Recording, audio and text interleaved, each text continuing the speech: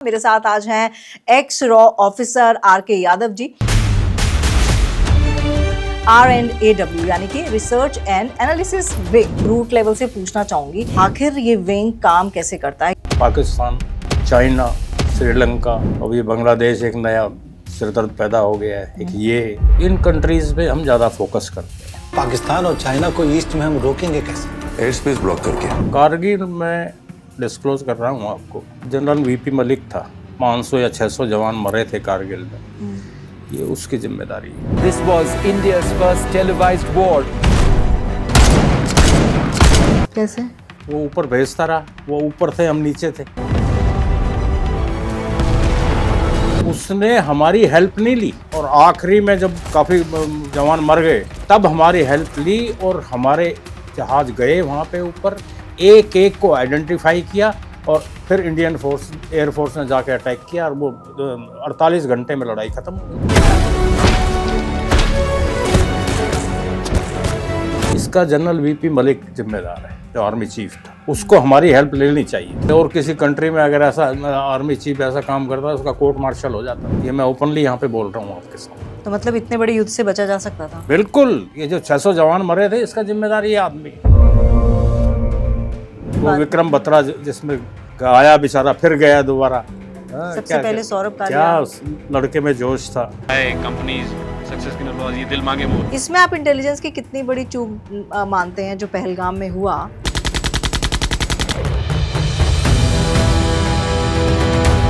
वो intelligence failure था वो। इसमें मैं कोई इसमें हिचक की बात नहीं। अगर वो वहाँ तक पहुँच गए, कोई क्लू नहीं था, अदरवाइज तो अगर कोई क्लू मिल जाता तो उनको रोका जा सकता था, मारा जा सकता था। प्रेडिक्शंस भी हो रही हैं कि भाई वर्ल्ड वॉर होगा, क्या आपको भी लगता है? वर्ल्ड वॉर का कोई चांस नहीं। क्यों होगी वर्ल्ड वॉर? अब कोई हिटलर जैसे आदमी थोड़ी हैं, ये सारे हिटलर हैं। पुतिन भी हिटलर है, ट्रम्प भी हिटलर है, हमारे मोदी जी भी हिटलर हैं। मोदी जी पर भी मारने की कोशिश की जा रही थी। मोदी को क्यों मारेगा कोई? क्या रीजन हो सकता है? सुनने में तो आ रहा है कि उनकी जान को खतरा है। मोदी जी को कुछ चीज़ों का ध्यान रखना चाहिए। जैसे अब इजराइल की पार्लियामेंट में उनका विरोध हुआ है, ये इनको पहले असेस करना चाहिए था कि मुझे वहाँ जाना चाहिए या नहीं जाना चाहिए। देश की सिक्योरिटी के लिहाज से देखा जाए सबसे अच्छा प्राइम मिनिस्टर कौन रहा है? इंदिरा गांधी।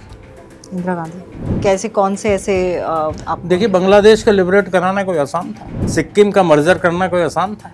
2500 किलोमीटर का एरिया बगैर किसी गोली चलाए इंडिया से मर्ज हो गया और 93,000 की फोर्स को सरेंडर कराया पाकिस्तान के। ये कोई आसान बात थी? मानिक शाह को इंदिरा जी ने कहा कि जनरल, ये लाखों रिफ्यूजी इधर आ गए हैं और हिंदू पॉपुलेशन का वहाँ पे अत्याचार हो रहा है बहुत ज़्यादा, तो मुझे ये हिस्सा लिबरेट कराना है ईस्ट पाकिस्तान का। सामने लिख के दिया था कि जंग कब शुरू होगी। 3 दिसंबर को इंडियन आर्मी एंटर होती है, 16 दिसंबर को बांग्लादेश लिबरेट करा दिया जाता है और 93,000 की फोर्स को सरेंडर कराया। पाकिस्तान को ये जंग हमेशा याद रहनी चाहिए। इसका स्पेड वर्क जो था R&AW ने ये हाल कर दिया था ईस्ट पाकिस्तान का कि आर्मी देखने को नहीं थी वहाँ पे फील्ड में, कैंटोनमेंट के अंदर बैठ गई थी जाके। पाकिस्तान को कम नहीं आते हम क्योंकि दुश्मन है। पीछे श्रीलंका में भी हुई थी गड़बड़, सब संभाल लिया। अब ये बांग्लादेश है, इसमें भी थोड़ा बहुत उठ रहा है, ये हो जाएगा काबू में, कोई बात नहीं। तमन्ना talkies, where you can follow trend every weekend. So please share, follow and subscribe. इस वीडियो में व्यक्त किए गए सभी विचार, मत और सुझाव अतिथि के व्यक्तिगत अनुभवों और विचारों पर आधारित है। इसमें चैनल, एंकर या निर्माता की सहमति या विचारों का आवश्यक रूप से मेल होना जरूरी नहीं। इस वीडियो का उद्देश्य केवल जानकारी और विचार विमर्श है। इसका उद्देश्य किसी को नुकसान पहुंचाना, गुमराह करना या किसी प्रकार की खतरनाक राजनीतिक या वित्तीय सलाह को बढ़ावा देना नहीं है। दर्शकों से अनुरोध है कि वो किसी भी राय या सलाह पर कार्य करने से पहले अपने विवेक और विशेषज्ञ की सलाह जरूर लें। नमस्कार, मैं तमन्ना एक बार फिर से आपका स्वागत करती हूं और आज का ये एपिसोड मेरे लिए काफी ज्यादा चैलेंजिंग होने वाला है क्योंकि आज जो शख्स मेरे सामने बैठे हैं ना, मेरा मानना है कि वो मेरा सौभाग्य है क्योंकि ये लोग देश के लिए बहुत कुछ करते हैं लेकिन लाइमलाइट में बिल्कुल नहीं रहते और लाइमलाइट में नहीं रहते इसलिए आप उनको जान नहीं पाते, लेकिन इनका काम जो होता है वो सिर्फ और सिर्फ ये होता है कि देश की रक्षा करना, देशवासियों की रक्षा करना, बिना किसी, कह सकते हैं कि बिना कोई क्रेडिट लिए। और जब इनको मेडल्स भी मिलते हैं तो वो भी इतने खुफिया तरीके से मिलते हैं कि आप तक वो खबर नहीं पहुंच सकती। जी हाँ, मेरे साथ आज हैं एक्स रॉ ऑफिसर R.के. यादव जी, R&AW यानी कि रिसर्च एंड एनालिसिस विंग। तो सर, आपका बहुत बहुत स्वागत है। Thank you. सर सबसे पहले तो मेरा सौभाग्य है कि आज मैं आपके सामने बैठी हूँ, क्योंकि हम लोग ये रॉ के बारे में ना फिल्मों में देखते हैं। ऐसा लगता है कि यार बड़ी एक्साइटिंग जॉब है इनकी, मतलब आइडेंटिटी डिस्क्लोज नहीं होती है।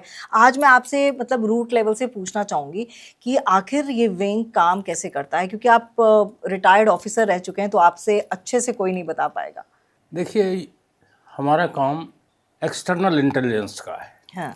देश के बाहर, देश के हित में जो बातें होंगी उनको हम कैरी ऑन भी करते हैं, और जो ज़रूरी हो वहाँ पे हर तरह से देश के लिए बाहर की जो सुरक्षा है वो हमारे हाथ में है।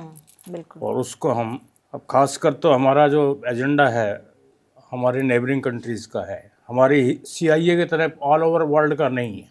ऑल ओवर वर्ल्ड में जहाँ हमारे कंट्री की कोई सेगमेंट पॉपुलेशन है उसका इंटरेस्ट हम ज़रूर वॉच करते हैं, चाहे वो वेस्ट इंडीज़ में हो या मॉरिशस में हो, सिंगापुर में हो, उनका इंटरेस्ट वॉच करते हैं। अदरवाइज़ स्ट्रेटजिकली हमारा जो अपना आउटलुक ज़्यादातर जो है ये आसपास के कंट्रीज़ का है। पाकिस्तान, चाइना, श्रीलंका, अब ये बांग्लादेश एक नया सिरदर्द पैदा हो गया है, एक ये, तो इन कंट्रीज़ पे हम ज़्यादा फोकस करते हैं। ये जो रिक्रूटमेंट होती है ये कैसे होती है? क्या जैसे फिल्मों में दिखाया जाता है वैसी होती है?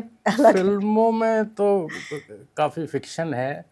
रिक्रूटमेंट पहले तो रिलेटिव्स में से ही ढूंढते थे, अच्छा, ताकि सीक्रेसी मेंटेन रहे। ओ, बाद में फिर एग्ज़ाम वगैरह, हम एग्ज़ाम से आए थे तो एग्ज़ाम ये खुद कंडक्ट करते थे पहले, अब UPSC से करते हैं। लेकिन इंटरव्यू में टीम जो इनकी होती है वो, उसमें साइकोलॉजिस्ट भी होते हैं, इंटेलिजेंस ऑफिसर्स भी होते हैं, तो वो एप्टीट्यूड देखते हैं कि ये आदमी हमारे लिए काम का है या नहीं है। उसके मार्कशीट से कोई कंसर्न नहीं है, उसका पर्सनालिटी टेस्ट जो होता है वो ज़्यादा इम्पोर्टेंस रखता है। हम फिल्मों में कई बार देखते हैं ना कि मतलब एक फिल्म थी, शायद बेबी फिल्म थी, उसमें तापसी पन्नू थी कि वो सब्जी मंडी में घूम रही हैं, एक लड़का उनको छेड़ता है, वो एक दो हाथ उसके साथ करती हैं, तो कोई उनको मतलब R&AW का जो कोई ऑफिसर उनको चिन्हित करता है और कहता है कि मुझे ये चाहिए एजेंट के तौर पर पाकिस्तान भेजने के लिए। ऐसा नहीं, कुछ ऐसा कुछ नहीं है। ऐसा कुछ नहीं होता। वो तो हमारे एजेंट को उसकी काबिलियत के हिसाब से रिक्रूट करते हैं कि हमारे काम का है या नहीं। कई आजकल वो भी, उसकी भी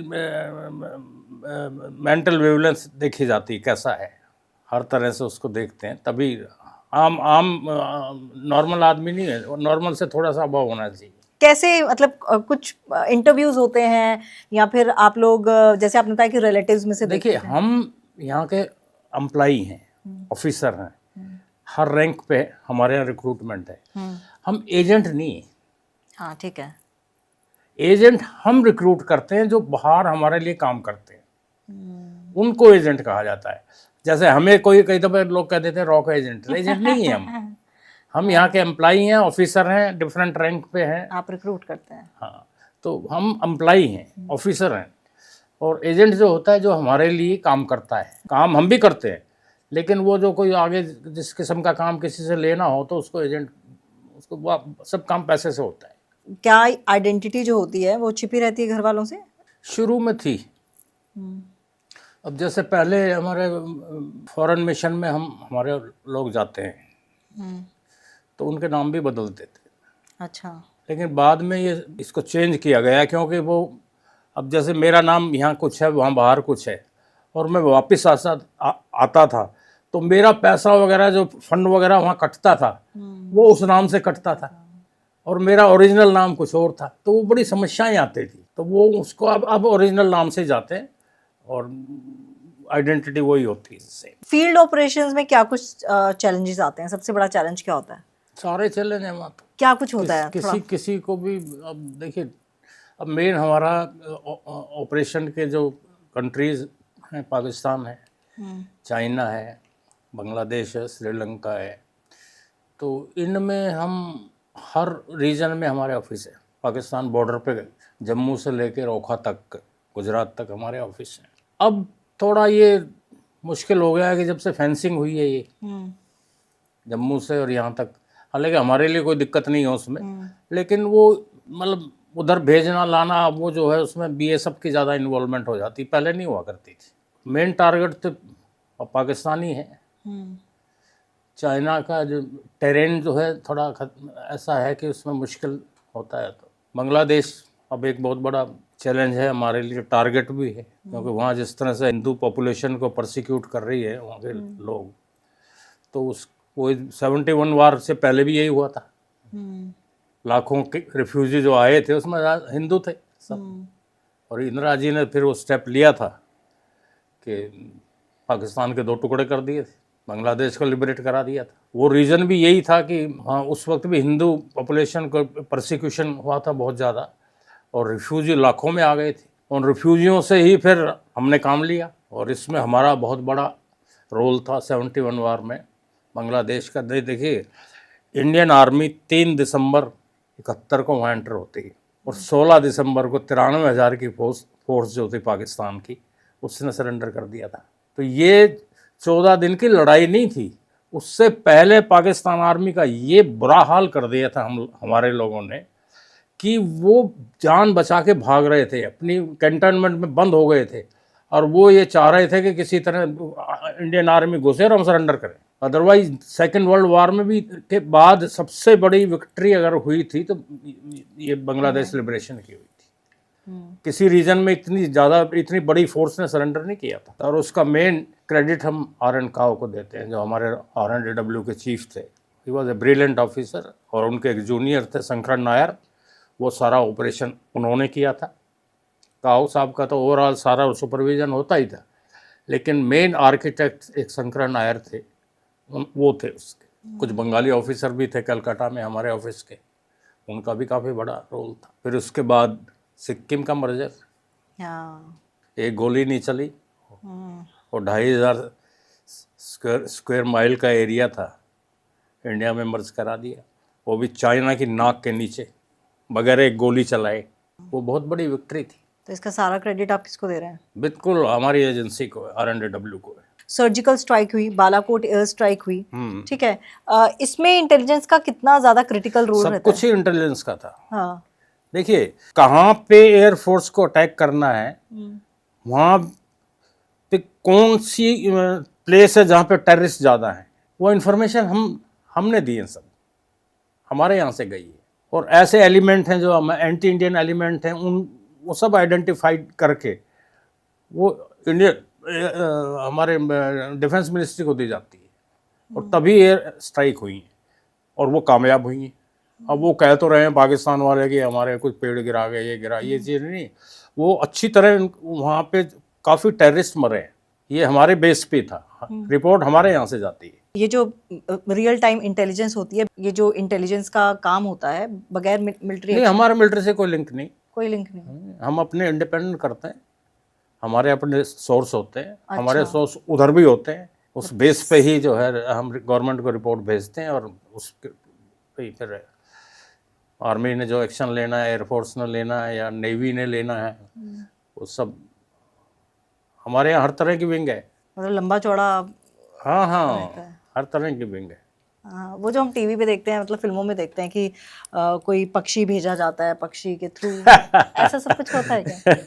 ना, उसकी कोई ज़रूरत नहीं, पक्षी पुराने टाइम में हुआ करते थे। कारगिल में मैं आज ये डिस्क्लोज कर रहा हूँ आपको, जनरल VP मलिक था। ये सब जो हमारे 500 या 600 जवान मरे थे कारगिल में, ये उसकी जिम्मेदारी है। कैसे? वो ऊपर भेजता रहा, वो ऊपर थे, हम नीचे थे। हमारे यहाँ पे हमारे RNDW में एक विंग है, एविएशन रिसर्च सेंटर, उसमें हमारे टोही जहाज हैं। उसने हमारी हेल्प नहीं ली, उसने हेल्प नहीं ली हमारी, नहीं तो हम एक एक वहाँ पे जो इन्फिल्ट्रेटर था उसको आइडेंटिफाई कर देते, और आखिरी में जब काफ़ी जवान मर गए तब हमारी हेल्प ली, और हमारे जहाज गए वहाँ पे ऊपर, एक एक को आइडेंटिफाई किया, और फिर इंडियन एयरफोर्स ने जाके अटैक किया, और वो 48 घंटे में लड़ाई ख़त्म हो गई थी। इसका जनरल VP मलिक जिम्मेदार है, जो आर्मी चीफ था, उसको हमारी हेल्प लेनी चाहिए थी। आखिरी में ली, हमारे जहाज गए, उनको आइडेंटिफाई किया और एक एक फिर एयरफोर्स, इंडियन एयरफोर्स ने वहाँ पे जाके अटैक किया, सब मार दिए थे वो। ये उसकी कमी थी। ये और किसी कंट्री में अगर ऐसा आर्मी चीफ ऐसा काम करता, उसका कोर्ट मार्शल हो जाता अब तक। हम्म। ये मैं ओपनली यहाँ पे बोल रहा हूँ आपके सामने। तो मतलब इतने बड़े युद्ध से बचा जा सकता था। बिल्कुल, ये जो 600 जवान मरे थे, इसका जिम्मेदार ये आदमी है। तो कभी इस वो बात विक्रम बत्रा जिसमें आया बेचारा, फिर गया दोबारा। हाँ, सबसे क्या- पहले क्या- सौरभ क्या कालिया उस लड़के में जोश था, क्या था। मेरे सीनियर थे, मैं हिमाचल से हूँ ना। हाँ, मेरे यस, हिमाचल से थे वो। पहले जो सौरभ कालिया गए थे वो भी मेरे सीनियर थे, जो हाँ, सबसे पहले जिनके सीक्रेट ऑर्गन्स काट दिए गए थे, हाँ, वो मेरे नेबर थे पालमपुर में। ओहो। और उसके बाद जब सौरभ कालिया का हुआ था, तब हम लोग गए थे उनके घर पे। तो उनकी मम्मी तो बड़ी स्ट्रांगली मतलब बैठी थी। फिर उसके बाद विक्रम बत्रा का सुनाई दिया। अब वो इसकी वजह से हुआ सब, वीपी मलिक की वजह से। इसको अगर वो हमारे प्रॉपर कोऑर्डिनेट करता हमारे ऑर्गेनाइजेशन से, तो ये नहीं होना था। हमारे जहाज किस लिए रखे हुए हैं हम, ये हमारी विंग किस लिए बनी हुई है। ये भी आर एन काओ का ब्रेन चाइल्ड था। उन्होंने ये विंग क्रिएट की थी कि हमारी एयर इंटेलिजेंस परफेक्ट होनी चाहिए। तुम्हारी कुछ भी है, हमारे डिफेंस मिनिस्ट्री की, हमारी अपनी अलग है। अच्छा, अभी जो इतनी सारी बातें चल रही हैं, प्रेडिक्शंस भी हो रही हैं कि भाई वर्ल्ड वॉर होगा, क्या आपको भी लगता है कि नहीं, वर्ल्ड वार का कोई चांस नहीं। नहीं चांस? क्यों होगा? ये तो हर अड़ोसी पड़ोसी की चलती रहेगी। लेकिन इराक वार कितनी बड़ी हुई, वियतनाम वार 21 साल चली। अमेरिका ने खूब वहाँ पे अपनी पूरी ताकत झोंक दी थी, क्या निकला? आखिरी में वो थक के वापस ही चले गए ना। तो रीजनल वार चली है ये, और चलती रहेगी। अब ये जैसे अब आप देखिए कि अब ये यूक्रेन के कितने साल से चल रही है, क्या उसका कोई एंड नज़र आ रहा है? उधर से नेटो फोर्सेस भी मदद कर रही हैं, अमेरिका मदद कर रहा है, इधर से रशिया उनके पीछे लगा हुआ है, और एक छोटा सा यूक्रेन है वो रशिया के काबू में नहीं आ रहा। रशिया भी अपने रीजन का अपने आप को दादा समझता है। पहले तो ये सारा यूएसएसआर ही था, ये 23 कंट्री थी इसमें, अब वो सब अलग अलग हो गए हैं, लेकिन रशिया उनमें सब में सबसे पावरफुल है, इनको डोमिनेट करता है अभी। वर्ल्ड वार का कोई चांस नहीं। क्यों होगी वर्ल्ड वार? अब कोई हिटलर जैसे आदमी थोड़ी हैं, ये सारे हिटलर हैं। अब पुतिन भी हिटलर है, ट्रम्प भी हिटलर है जी, हमारे मोदी जी भी हिटलर हैं। तो ये सभी हिटलर हैं। अभी रिसेंटली मैंने सुना कि मोदी जी पर भी मारने की कोशिश की जा रही थी, जिसमें इंटेलिजेंस का मतलब ना ऐसा कुछ नहीं, ये अफवाह थी। अफवाह थी। हाँ, कि मोदी को क्यों मारेगा कोई, क्या रीज़न हो सकता है? सुनने में तो आ रहा है कि उनकी जान को खतरा है। लेकिन ये है कि मोदी जी को कुछ चीज़ों का ध्यान रखना चाहिए। जैसे अब इजराइल की पार्लियामेंट में उनका विरोध हुआ है, ये इनको पहले असेस करना चाहिए था कि मुझे वहाँ जाना चाहिए या नहीं जाना चाहिए। ये असेसमेंट नहीं थी हुई पहले, अदरवाइज तो बहुत बड़ी गलत घटना हुई है कि हमारे देश का प्रधानमंत्री वहाँ जाए और वहाँ की पार्लियामेंट बायकॉट कर दे ज़्यादातर। वो ठीक नहीं था ये। और उसका को रीज़न ये भी है कि वो क्योंकि हम पहले प्रो अरेबिक कंट्रीज़ रहे हैं, अब थोड़ा इस स्ट्रेटजी चेंज कर रहे हैं ये। तो ये पहले तो हमारे इजराइल से डिप्लोमेटिक रिलेशन भी नहीं थे, बिल्कुल बाद में हुए हैं। तो ये इस तरह की जो ये घटना हुई है वहाँ, वो मुझे लगता है कि उसकी इन्होंने पहले पूरा असेस नहीं किया कि इनके रेपरकशंस क्या होंगे वहाँ पे। अदरवाइज़ तो ये घटना ठीक नहीं हुई। अब देश के लिए शर्मनाक बात है ये मेरे हिसाब से। आपको क्या लगता है कि अगर इंटेलिजेंस के हिसाब से देखा जाए या फिर देश की सिक्योरिटी के लिहाज से देखा जाए, सबसे अच्छा प्राइम मिनिस्टर कौन रहा है? इंदिरा गांधी। इंदिरा गांधी। कैसे, कौन से ऐसे आप देखिए, बांग्लादेश को लिबरेट कराना कोई आसान था, सिक्किम का मर्जर करना कोई आसान था। 2500 किलोमीटर का एरिया बगैर किसी गोली चलाए इंडिया से मर्ज हो गया, और 93,000 की फोर्स को सरेंडर कराया पाकिस्तान के को। ये कोई आसान बात थी? बहुत बड़ी विक्ट्री थी ये, बड़ी हिस्टोरिकल विक्ट्री थी। तो मैं तो इंदिरा जी को ही कहूँगा और बाद में ठीक है, वो इमरजेंसी लगी, वो कुछ और रीज़न थे, वो इंटरनल डिस्टर्बेंसेस हो गए थे। हालांकि उससे पहले नेहरू जी का कंट्रीब्यूशन भी बहुत है। आजकल एक हमारी जो यंग जनरेशन है, इसमें कुछ बातें फैलाई जा रही हैं नेहरू के ख़िलाफ़, ये गलत है। नेहरू को जब देश मिला था ना, लाखों की रिफ्यूजी इधर आए थे, लाखों उधर गए थे, सारा कम्युनिकेशन लाइन नहीं थी, इकोनॉमी बेहाल थी। उस वक्त नेहरू ने इस देश को संभाला था, और उस वक्त जो इकोनॉमिक डेवलपमेंट की थी, वो 5 स्टील प्लांट लगाए थे उसने, और वो उसका रिजल्ट ये कि आज हम इस स्टील के और आयरन के उसमें इंडिपेंडेंट हैं, बल्कि एक्सपोर्ट कर रहे हैं।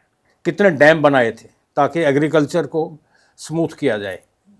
तो इसकी नेहरू जी के कंट्रीब्यूशन को वो आखिरी में 62 की लड़ाई से कंपेयर कर देते हैं। 62 की लड़ाई में कोई हमारी हार नहीं थी, ये कहते हैं ना, हार नहीं थी। वो आए, अब जैसे रजंगला पे अभी पिक्चर भी बनी है, गोचिए हुआ है। अब हमारे वहाँ पे, मैं उस बरादरी का ही हूँ, हमारे एक 120 यादव 24 वहाँ पे, वो 3000 थे। वो आए और मार के चले गए। तो वहाँ गोलियों से क्या, फिजिकल भी हुई थी लड़ाई। इसी तरह अरुणाचल में हुआ था, वो आए, हिट एंड रन वाली थी वो। अगर वो नहीं जाते वापस, तो दमदम पोर्ट पे कलकत्ता में नेटो फोर्सेस आ गई थी, अमेरिकन फोर्सेस आ गई थी, और इवन ऑस्ट्रेलिया की फोर्सेस आ गई थी। अगर चाइना पीछे नहीं हटता तो चाइना को उस वक्त बहुत बड़ी मार लगनी थी। और वो जो हमारे LOC से भी 50 किलोमीटर पीछे चले गए थे। एक किस्म से उनका ये था, हिट एंड रन की बात थी। वो रुके नहीं कि हमारे यहाँ घुसे हैं तो उस जगह पे कब्जा कर लें, वो नहीं था, वापस चले गए थे। तो वो लड़ाई एक किस्म से नेहरू और चाइना की जो लीडरशिप थी, उसमें वन अपमैनशिप की थी। क्योंकि एक बांडुंग कॉन्फ्रेंस हुई थी नॉन अलाइनमेंट मूवमेंट की, 1954 में शायद हुई थी वो, तो उसको नेहरू जी ने लीड किया था, और चाइना का प्रीमियर इनके साथ गया था वहाँ पे। वो बाद में रिलेशन खराब हो गए। इवन मोदी ने इसको नहीं बुलाया था, शी को, अहमदाबाद में कितना बड़ा इसका वो किया था, फिर गलवान क्यों हो गया, थोड़ा दिन बाद ही हो गया। तो चाइना जो है, चाइना पीठ पे वार करने वाला है हमेशा। उसके साथ जो है ये दोस्ती वगैरह नहीं चल सकती हमारी। तो हमें तो बॉर्डर को एक किस्म से, जो चाइनीज़ बॉर्डर है उसको भी पूरी तरह से जो है सशक्त करना चाहिए हर तरह से, और है। अब अगर कोई मिशन फेल हो जाता है, अगर कोई ऑपरेशन फेल हो जाता है, तो उसके क्या कॉन्सिक्वेंसेस होते हैं? ऐसा कुछ नहीं है। ऑपरेशन कुछ कई दफ़ा हो भी जाता है, मिशन नहीं होता सक्सेसफुल, तो उसमें ऐसा कोई ब्लेम वाली बात नहीं थी। हाँ, अगर कोई डबल एजेंट हो जाए तो वो क्या होता है डबल एजेंट? मतलब वो, अब जैसे हमारे 1-2 CIA से मिल गए थे, CIA ने उनको अपना एजेंट बना लिया था। ओह, रविंदर सिंह था एक, वो उसको CIA का एजेंट बना लिया था। उससे पहले भी एक बना था, लेकिन वो फिर अरेस्ट भी हुआ था। वो श्रीलंका में जो ऑपरेशन हो रहे थे LTT के, तो वो सारी खबरें उनको देता था CIA को, और CIA फिर उधर पास करता था। जैसे ही हमारे एजेंट क्रॉस होते थे वहाँ पे श्रीलंका में, उनको मार दिया जाता था। तो ऐसी स्थिति में आप लोग क्या करते हैं? नहीं, वो उसको फिर अरेस्ट कराया था, अरेस्ट करा के वो जेल में भी रहा। जेल में आजकल जुडिशरी ने तो ऑफेंस के लिए टाइम रखा हुआ है, कितने साल जेल में रहोगे आप। तो वो जेल काट के आ गया बाहर, अब आराम से अपनी ज़िंदगी जी रहा होगा। एक ऑफिसर की, रॉ ऑफिसर की या एजेंट की ज़िंदगी रिटायरमेंट के बाद कैसी होती है? रिटायरमेंट या एजेंट की ज़िंदगी मतलब मिशन के बाद कैसी होती है? देखिए, एजेंट के साथ एक समस्या है। हम यहाँ के, हम एजेंट नहीं है, मैंने आपको हाँ, बताया। ठीक है। आप हमारे लिए तो रिटायरमेंट के बाद जो भी होगा उसकी जो बेनिफिट मिलते हैं सब, जैसे सरकारी ऑफिसर को मिलते हैं, वो हमारे यहाँ सेम स्केल है, सेम वो है, फिर वही पेंशन है, वही प्रोविडेंट फंड के वो सब वो हैं, ये सब, ये तो यहाँ के एम्प्लॉय के लिए होता है। एजेंट के साथ एक समस्या ये है कि जब वो उसका काम पूरा हो जाता है तो उसको ड्रॉप कर देते हैं, और उसको किसी किस्म की मतलब मदद नहीं देते। जैसे पाकिस्तान की जेलों में कुछ लोग कई साल रह के आए थे, तो उनको जब वो वापस आते थे ये डिसऑन कर देते हैं, ये गलत है।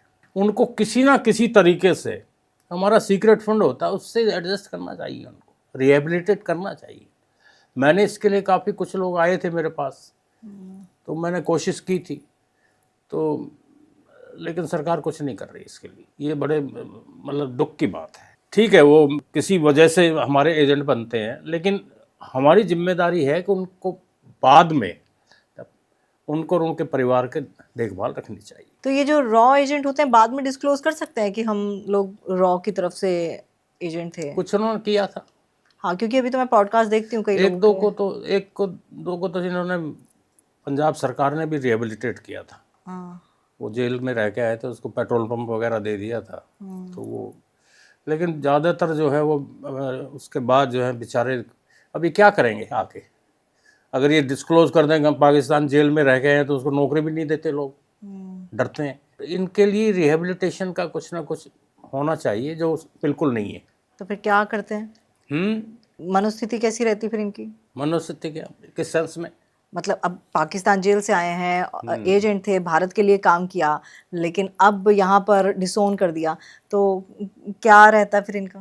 बस बेचारे कुछ ना कुछ क्या करेंगे, इधर उधर छोटा मोटा, या तो कोई काम करेंगे या तो कोई छोटा मोटा बिजनेस करेंगे, लेकिन इनकी तरफ से कोई सपोर्ट नहीं है सरकार की तरफ से। और अगर मैं पाकिस्तान चाइना के और इनके सिक्योरिटी थ्रेट्स की बात करूं तो क्या सिक्योरिटी थ्रेट्स रहते हैं? Security in the sense Pakistan China के, जैसे इंडिया के लिए सबसे बड़ा एक्सटर्नल थ्रेट अगर हम सोचें तो एक पाकिस्तान है और दूसरा चाइना है। दूसरा चाइना है। तो कैसे देखते हैं आप? पाकिस्तान को तो हमने ऑलमोस्ट तोड़ फोड़ दिया है, उसमें कुछ नहीं बचा। हालांकि वो अंदर ही अंदर चिल्लाते रहते हैं, लेकिन उनको पता है कि अब हमारे से कोई, अब छुटपुट घटनाएं तो होती रहती हैं। जैसे कश्मीर में वो थोड़ा टेरेन ऐसा है, तो वो कुछ ऐसे एलिमेंट्स को भेज देते हैं, तो थोड़ी तोड़ फोड़ या डिसरप्शन करते हैं वो वहाँ पे। लेकिन पाकिस्तान में इतना दम नहीं है अब। हाँ, चाइना जो है वो एक साइलेंट एनिमी है, लेकिन वो भी अपनी ताकत का ज़्यादा इस्तेमाल इस तरफ नहीं कर रहा है हमारी तरफ, क्योंकि उसका एजेंडा जो है दूसरी तरफ भी है। उस हमारे इस रीजन में, जैसे वियतनाम साइड में, और इवन चाइना और जापान की खटपट काफ़ी है। ताइवान उनके काबू में नहीं आ रहा है, ताइवान को पूरी अमेरिका की सपोर्ट है। तो चाइना का अब पीछे एक दो दफ़ा हुई है, वो घटनाएं हुई हैं, लेकिन वो बॉर्डर पे थोड़ा बहुत तो चलती रहती हैं एक्टिविटीज़, लेकिन चाइना से इतना बड़ा ख़तरा नहीं है। पाकिस्तान को हम ठीक कर चुके हैं ज़्यादा ऑलमोस्ट, तो हर तरह से सिक्योर हैं। अब ये थोड़ा बहुत बांग्लादेश में जो हो रहा है, ये भी हो जाएगा ठीक थोड़े दिन में, कोई दिक्कत नहीं। इंटेलिजेंस का फेलियर भी तो कई बार देखने में आता है, जैसे बॉम्ब ब्लास्ट हो गया अभी रिसेंटली, लाल किले में बॉम्ब ब्लास्ट की घटना हुई थी। तो ये फेलियर किसकी वजह से होता है? मिस इन्फॉर्मेशन की? पीछे थोड़ा जाएं, 2014 से पहले कितने ब्लास्ट हो रहे थे अहमदाबाद में, बेंगलोर में, ठीक है, इवन हमारे लाजपत नगर दिल्ली serial में, blast, और जी। हर तरह ये चल रहा था। तो 14 में जब ये सरकार बनी थी तो अजीत डोवाल NSA लगे थे। अब कहाँ हैं? अब बहुत कम है। कम तो है, काफ़ी कंटेन कर दिया है, और सब अब आइडेंटिफाइड है। जो भी इस किस्म की हरकत करेगा वो बचेगा नहीं। हाफिज़ सईद जो है, कहना अब कहाँ है पाकिस्तान में। पीछे उसका भांजा या भतीजा था, उसको भी लाहौर में मार दिया था। ये जो पाकिस्तान में जो हमारे एंटी इंडियन एलिमेंट्स हैं, वो एक एक आइडेंटिफाई किया हुआ है, और उनका इलाज होगा। अच्छा, पाकिस्तान में भी हैं एंटी इंडियन एलिमेंट्स से? हाफिज सईद था सबसे नहीं, लाइक मेरा कहना है कि इंडिया का है कोई ऐसा, मतलब जो मतलब वो जो जिस किस्म का काम हो हम करा लेते हैं। हाफिज सईद का भतीजा था या मारा गया था, तो वो किसने मारा होगा? कनाडा में ये जो एंटी वो इंडियन और खालिस्तानी एलिमेंट थे, हो गए ना सीधे। अब निज्जर कहाँ गया, कैसे गया, वो कितना शोर कर लें कनाडियन के हमने मरवाया, हम इस चीज़ को ऑन थोड़ी करेंगे, हम तो डिसऑन ही करेंगे। लेकिन वो सब सीधे हो गए। कनाडा में वो बात नहीं है जो कुछ समय पहले थी। वहाँ पे शोर कर रहे थे। और कुछ एलिमेंट इसमें इंग्लैंड में भी हुए थे पैदा, वो भी हो गए हैं ठीक। तो ये पूरा नज़र रखे हुए है हमारे सीनियर जो ऑफिसर हैं यहाँ के, और वो सब ठीक कर लेंगे। और इसमें डोवाल का बहुत बड़ा क्रेडिट है। बिल्कुल, अजीत डोभाल एक ऐसा, मतलब मैं कहती हूँ कि बच्चा बच्चा उनको जानने लग पड़ा है अजीत डोभाल जी को, चाहे वो उनका कार्यशैली हो या फिर जिस तरह से उन्होंने बड़ी सारी ऐसी चीज़ों को अंजाम दिया, जो भी, चाहे वो आतंकवाद का मुद्दा आपने जैसा बताया कि बड़ी सारी, अब ठीक है वो वारदातें कम हुई हैं, फिल्में भी बनी उन पर, बुक्स भी लिखी गई, तो कहीं ना कहीं अजीत डोभाल अब ऐसा चेहरा बन गया है कि हर बच्चा बच्चा उनको जानता है। क्या, कैसी पर्सनैलिटी है अजीत डोभाल? अजीत डोभाल 81 ईयर्स के हो गए, 81 साल के हो गए, लेकिन मेंटली बहुत एक्टिव है। उसमें सबसे बड़ी क्वालिटी है, मैंने एक दफ़ा पहले भी कहा था, कि अगर उसको 2 काम दोगे आप, सरकार देगी, तो वो 2 के बजाय 4 करेगा, 2 अपनी तरफ से भी करेगा। तो वो, उससे बड़ा देशभक्त नहीं है कोई। और सबसे बड़ी बात है कि स्ट्रेटेजिकली उसका माइंड बड़ा शार्प है, हर तरफ जो है वो नज़र रखता है। उसकी टीम भी बहुत अच्छी है, शुरू से ही उसने जो पाकिस्तान को ठीक कर ही लिया कुछ हद तक, आप देख रहे हैं। वो बातें नहीं है जो 2014 से पहले, मैं आपको पहले भी रिपीट किया मैंने, उस तरह का वो नहीं है। ये छोटे मोटे, ये अभी ये लाल किले पे हुआ है, ये हमारे यहाँ कुछ, ये एक रीज़न है ये इसमें मेवात का। यहाँ पे थोड़ा बहुत ही एलिमेंट ऐसे हैं जो देश के खिलाफ काम करते हैं, उस पर नज़र है पूरी, अब कम हो रहा है, लेकिन यहाँ कुछ एलिमेंट थे, और वो हुई, उनको बाहर से भी कुछ मदद थी, वो कंट्रोल है अब। मतलब हमेशा यही होता है और यही देखने में भी आता है कि एक धर्म विशेष के लोग जो हैं वो इन सब चीज़ों में संलिप्त पाए जाते हैं। आपका इतना ज़्यादा टेन्योर रहा, आपको क्या लगता है, क्या साइकोलॉजी इन लोगों की होती है? और पाकिस्तान में अगर हम, कुछ वीडियोज़ ऐसे भी आते हैं सोशल मीडिया पर, जब हम देखते हैं कि वहाँ पर जो इंडियंस रहते हैं वो खुश भी हैं, तो क्या साइकोलॉजी रहती है इन लोगों की? वहाँ पे जो हिंदू रहते हैं, हाँ, हिंदू, वहाँ पाकिस्तान में हिंदू पॉपुलेशन, सिंध में, कराची में काफ़ी है, लाहौर में भी है, बहुत है, हाँ, लाहौर में भी है। तो और संपन्न है वो, बिजनेसमैन है सारे ज़्यादातर। और यहाँ पे जो एलिमेंट हैं, ये पाकिस्तान की जो ISI है, ये पूरी तरह वहाँ यहाँ घुसने की कोशिश करती है। हालांकि अब इतना ज़्यादा इन्फिल्ट्रेशन नहीं है उनका, काफ़ी हद तक कंट्रोल है। लेकिन जैसे ये लाल किले वाली घटना हो गई है, कुछ ये चीज़ें जो हैं थोड़ी बहुत चलती रहेंगी। ये तो कुछ ऐसे एलिमेंट हैं जो ये काम करते रहेंगे, तो उसको हर एक जगह रोक पाना मुश्किल है। लेकिन हाँ, कंटेन हो गए हैं। जैसे मैंने बताया 2014 से पहले कितने बम ब्लास्ट हो रहे थे, अब कहाँ है, अब वो बात नहीं है। जब यहाँ से कोई एजेंट पाकिस्तान या किसी भी सीमा के पार जाता है, इंडिया की सीमा के पार जाता है, चाहे पाकिस्तान हो, बांग्लादेश हो, ट्रेनिंग कैसी रहती है? मतलब पूरी लैंग्वेज सीखना पड़ती है, क्या रहता है, और कितने दिनों तक ये ट्रेनिंग चलती है? वो तो किस किस्म का ऑपरेशन है, पहले पुरानी बात थी कुछ बताइए अच्छा लगेगा किस्सा। कुछ जैसे हमारे एजेंट बनते थे हिंदू, उनकी सुन्नत भी करा दी जाती थी। अच्छा ताकि पकड़ा जाए तो फिर ये ना हो कि ये वहाँ से आया हुआ हिंदू है। लैंग्वेज भी सिखाई जाती थी, एक्सपर्ट बनाया जाता था हर तरह से। और कुछ को एक तो बॉर्डर क्रॉस करके भेजे जाते थे, तो वो काम वाम करके आ जाते थे।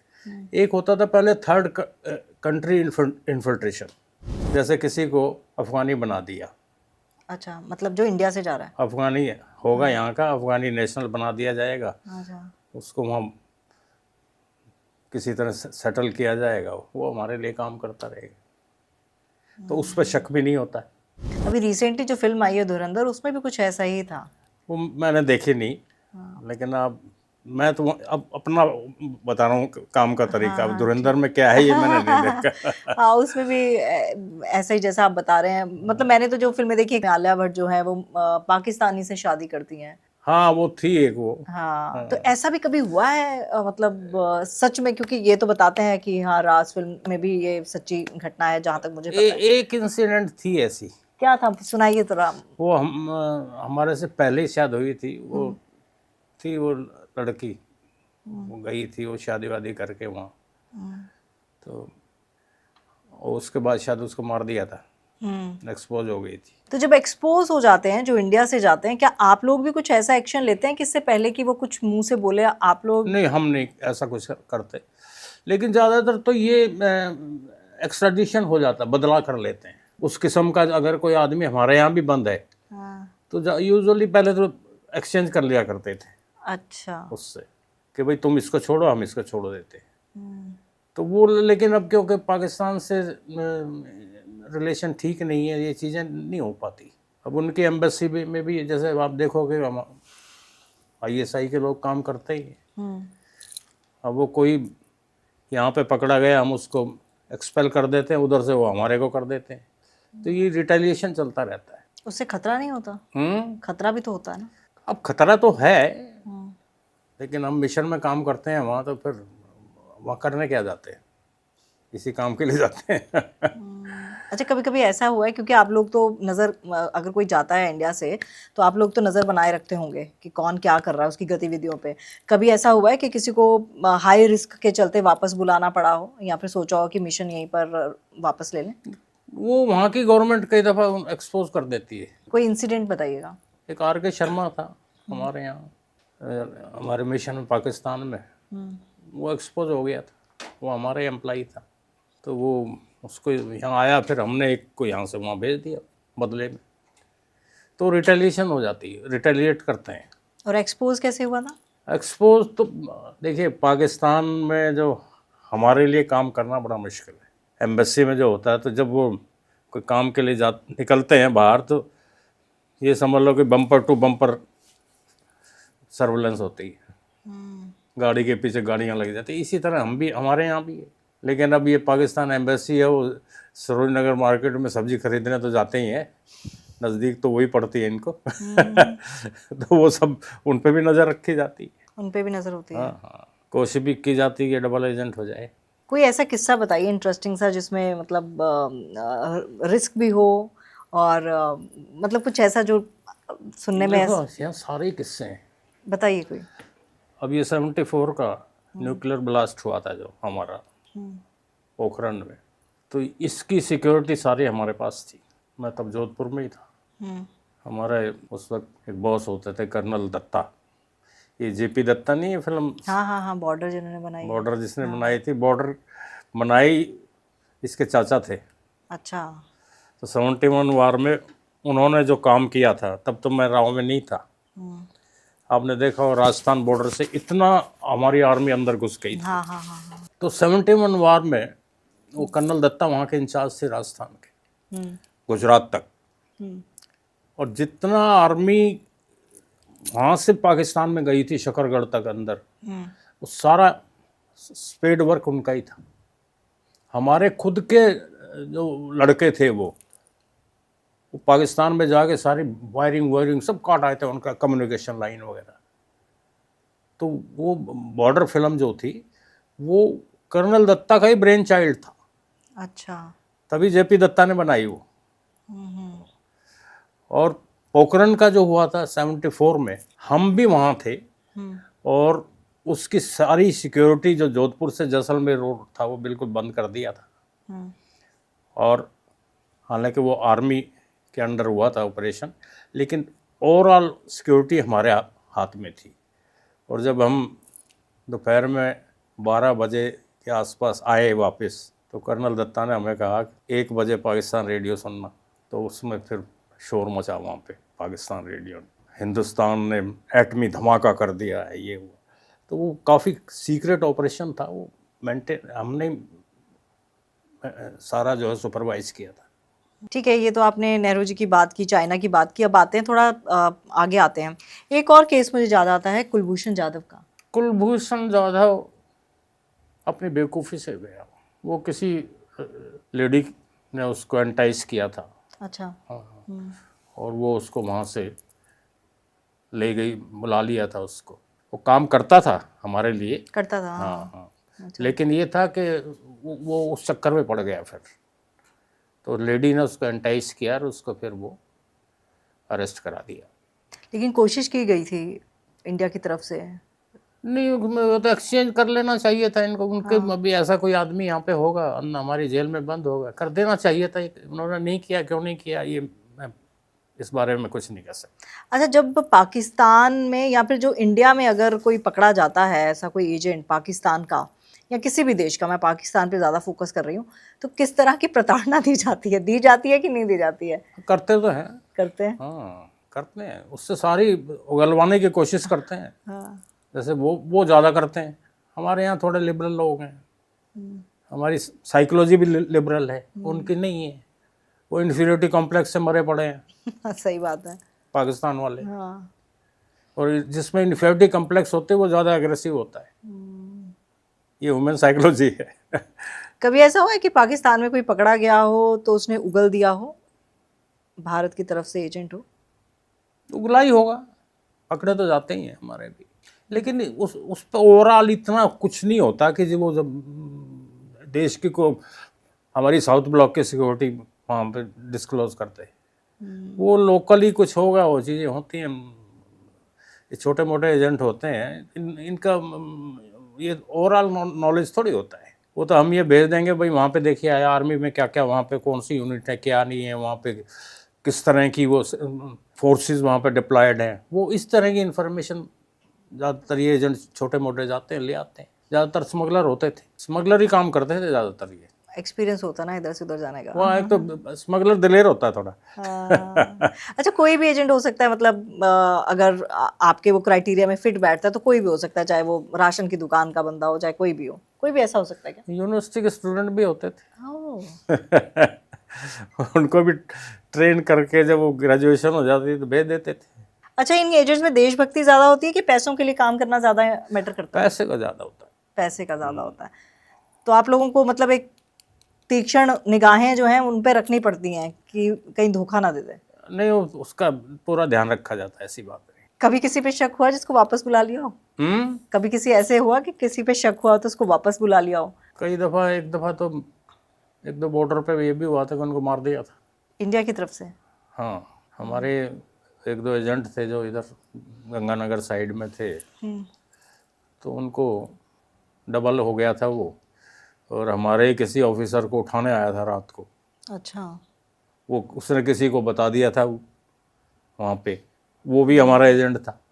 उसने हमें आके पहले खबर दे दी कि वो उठाने आ रहा है। फिर उसको बॉर्डर पे ले जाके एनकाउंटर कर दिया था। पार्लियामेंट में शोर भी मचा था। अच्छा, ये कुलभूषण जाधव के केस को इंडिया पाकिस्तान के कंटेक्स्ट में अगर देखा जाए तो इंटेलिजेंस जो नैरेटिव है वो कैसे इम्पैक्ट किया था? देखो, वो एजेंट तो था, था।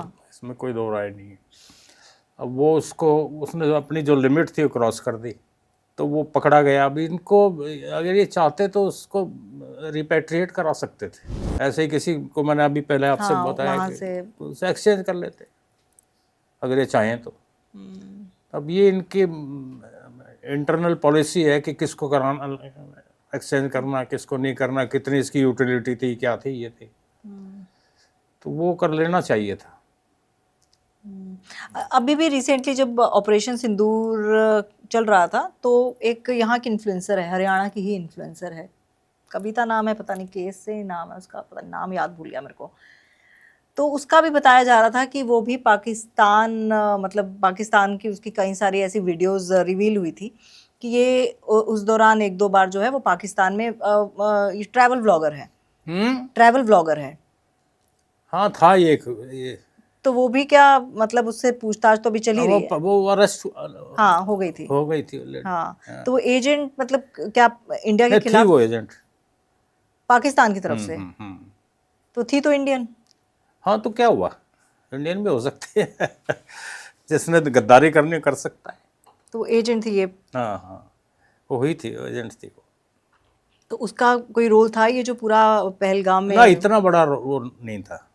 इसमें आप इंटेलिजेंस की कितनी बड़ी चूक मानते हैं जो पहलगाम में हुआ, जो इतने सारे पुरुषों को मार दिया क्योंकि वो मुस्लिम नहीं थे, हिंदू थे। वो इंटेलिजेंस फेलियर था था वो। इसमें मैं कोई इसमें हिचक की बात नहीं है। ये चीज़ें अगर वो वहाँ तक पहुँच गए तो ये बहुत बड़ी इंटेलिजेंस की तरफ से जो है कोई क्लू नहीं था।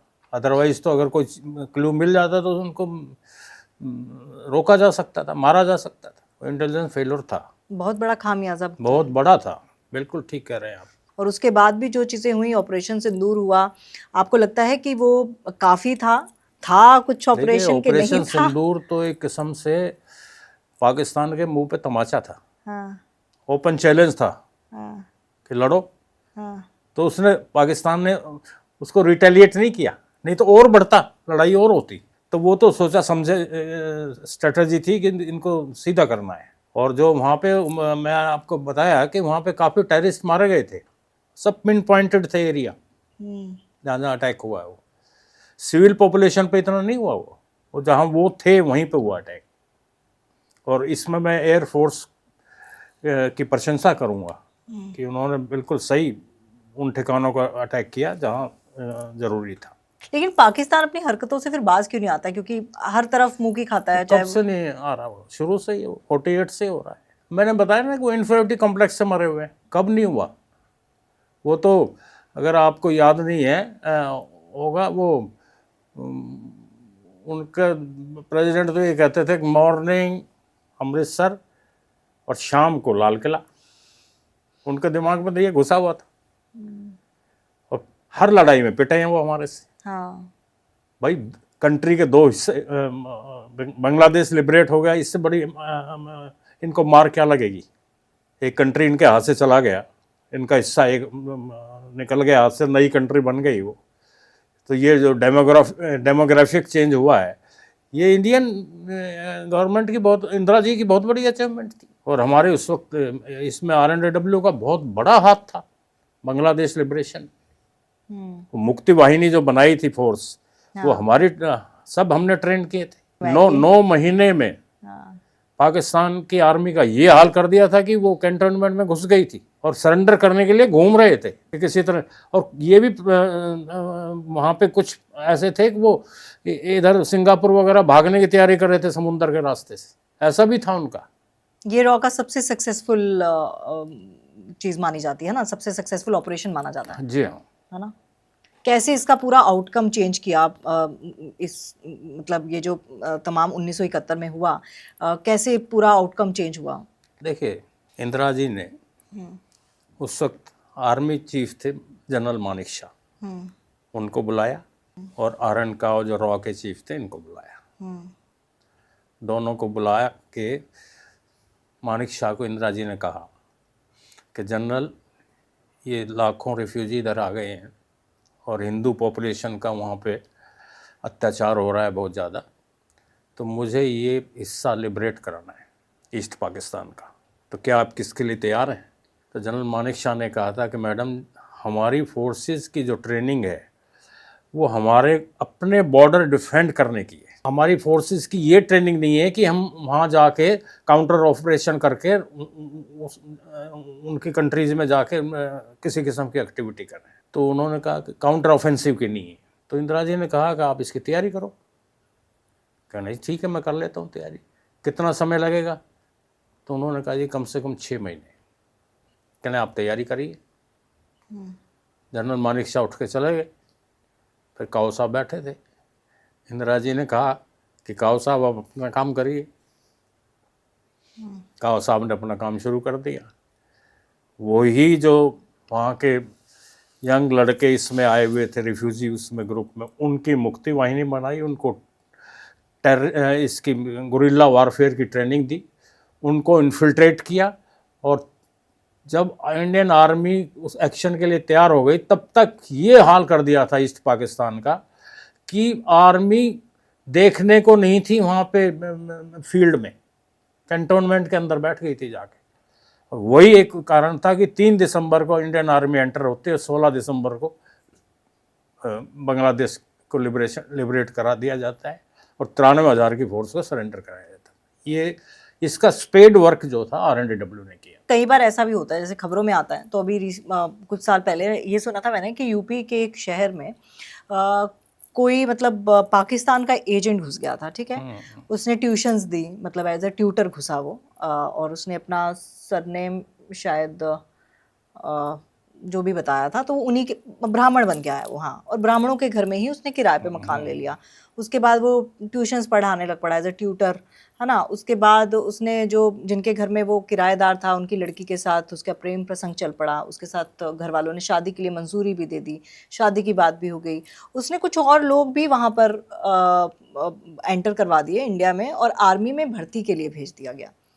सर ये कैसे पॉसिबल है, मैं समझ नहीं पाती। हो जाता है। मिली भगत रहती है क्या इंडिया नहीं की? नहीं, ये ऐसा देखिए, वैसे तो आर्मी में जब रिक्रूटमेंट होती है, इवन के रिलेटिव्स की भी इंक्वायरी होती है।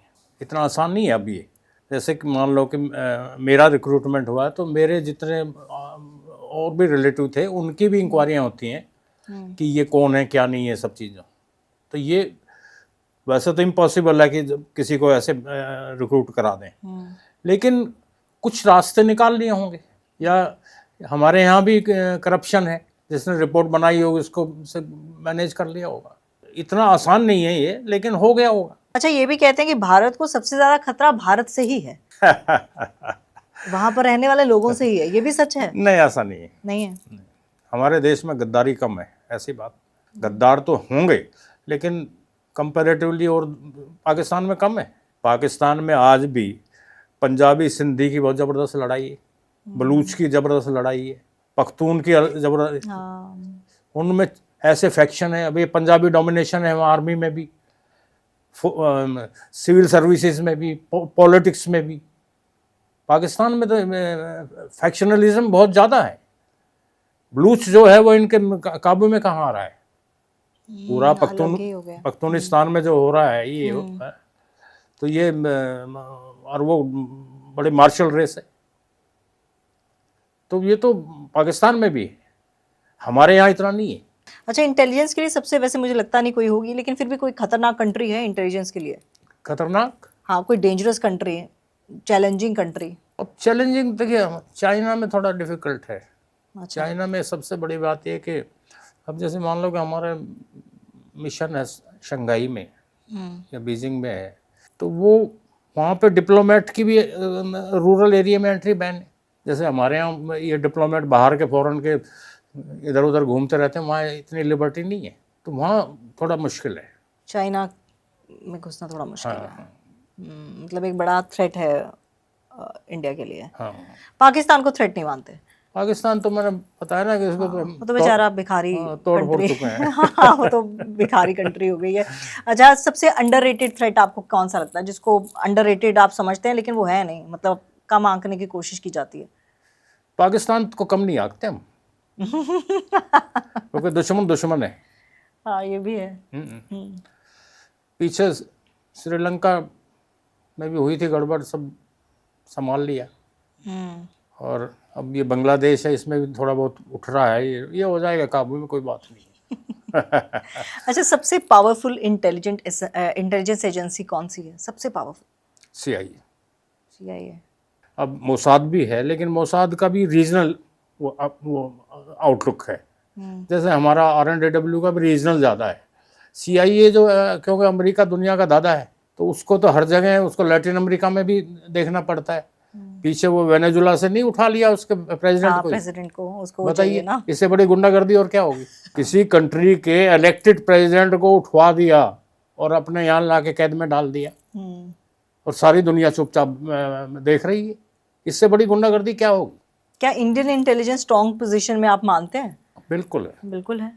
हमारे सब बॉर्डर सिक्योर हैं, आप देख लो किसी तरफ से कोई छोट-मोट घटनाएं तो होती रहेंगी, लेकिन सब चीज़ पे एक एक जगह पे नज़र है, और हमारी जो एजेंसी है इसका बहुत बड़ा क्रेडिट है इसमें। आपको 24/7 मतलब बिल्कुल सक्रिय रहना पड़ता होगा ना, बिल्कुल एक्टिव मोड में रहना पड़ता होगा जब?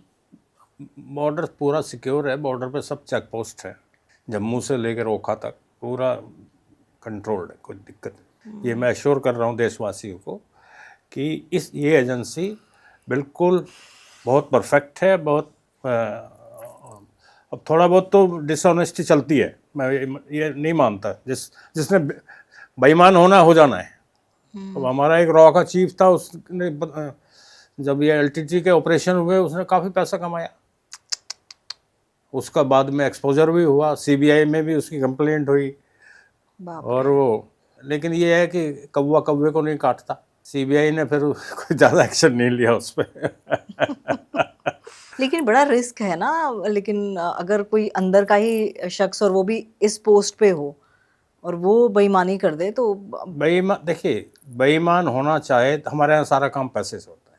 अब कोई मेरा एजेंट है, उसका मैंने 5 लाख रुपए फिक्स किया है, अगर मैं उसको 2.5 देता हूँ, 2.5 खुद पॉकेट कर लेता हूँ, तो ये मेरी ईमानदारी पे है और बेईमानी पे। तो इसमें जिसको बेईमान होना है वो हो सकता है, लेकिन फिर भी चेक्स एंड बैलेंसेस हैं, वहाँ भी अकाउंटेबिलिटी है, नज़र भी है हर तरह की। अच्छा, जैसे आपने बताया कि कुछ कॉलेज के स्टूडेंट्स को देखिए भी मैंने एक रॉ के चीफ से पूछा था हाँ, कि ये वो एक जैन हवाला केस हुआ था, हाँ हाँ हाँ हाँ, तो उसमें वो जैन ने किस किस को पेमेंट की थी वो, तो उसमें एक रॉ के चीफ का नाम आया था बाप रे। कि उसको 1 लाख रुपया जैन ने दिया था। अब वो चीफ जो था वो मेरा दोस्त था। मैंने उसको फ़ोन किया तो वो, मैं क्या कहाँ हो, वैसे कहना यादव साहब लंदन में हूँ अपने लड़के के पास, रिटायर हो चुके थे। मैं कहा आपका यहाँ नाम आया हुआ है इस हवाला में, जैन हवाला में। कहता क्या लिखा है? मैंने कहा ये क्या आपने 1 लाख रुपया लिया, तो बड़े ज़ोर से हंसने लगे। कह रहे यादव साहब आप, मैं जब चीफ था मेरे पास आए थे ना मेरे रूम में। मैंने कहा हाँ आया था। तो कहते पीछे अलमारियाँ देखी थी कितनी रखी हुई थी? मैंने कहा हाँ। कहता है उसमें इंडियन रुपीज़ ही नहीं, डॉलर पाउंड भी थी और बहुत करेंसी यहाँ भरी रहती थी। कहता मैं जो चाहता जितनी भर के ले जाता, मुझे कौन रोकने वाला था? मैं 1 लाख रुपए के लिए बेईमान होऊंगा? मैंने कहा ये बात तो ठीक है। कहना ये सब उड़ाई हुई बातें हैं। तो मैं ये कह रहा हूँ हमारे यहाँ किसी को बेईमान होना हो तो सारा काम यहाँ पैसे से होता है, होना चाहे तो हो जाते हैं बेईमान, कई हुए हैं। और अब ये राके चीफ की जिसकी मैं बात कर रहा हूँ उसकी 10-11 प्रॉपर्टी थी। आजकल एक मकान बनाना मुश्किल हो जाता है नौकरी में। अपने ऊपर चले गए, बच्चे अपने मौज कर रहे हैं। चलिए, मुझे लगता है देश सर्वोपरि होना चाहिए और जैसा कि सर ने कहा कि हमारे यहाँ पर बेईमानों की संख्या कम है और मुझे लगता है कि आने वाले समय पे हम कोई भी नहीं देखेंगे, क्योंकि जिस तरह से अब जनरेशन टू जनरेशन हम देख रहे हैं कि एक जज्बा सब में रहता है और हम गर्व करते हैं कि हम भारतीय हैं।